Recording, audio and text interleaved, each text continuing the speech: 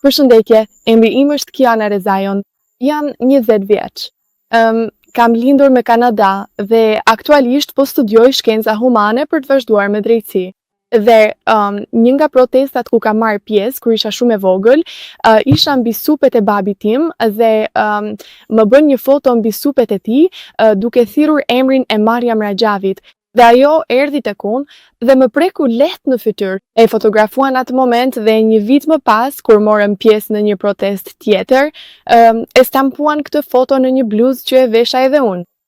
Është thjesht diçka që më ka mbetur në mendje sepse isha shumë e vogël. Nuk dija shumë për organizatën, por thjesht duke qenë atje, duke parë se për çfarë po luftojnë, për çfarë kauze po luftojnë vërtet, dhe duke u rritur në atë mjedis, vërtet më ndryshoi jetën.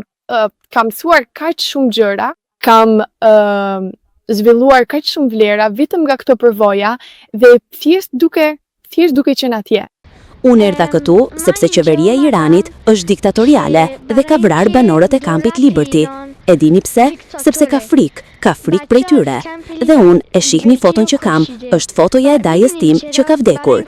Por unë erdha sepse ata kanë vrarë banorët e Liberty. Ne të gjithë erdhëm sepse ne erdhëm të ndihmojmë Tezia Meryem dhe Xhaxha Masud, të ndihmojmë që ata të shkojnë në Iran dhe se Irani duhet të çlirohet, dhe jo që një fëmijë të thotë jam i uritur. Dhe një gjë tjetër, Xhaxha Masud thot, dielli nuk mund të qëndrojë gjithmonë pas rreve, nuk mund të jetë gjithmonë i burgosur. Më në fund, një ditë duhet të lirohet. Për këtë, kemi nevojë për ndihmën tuaj.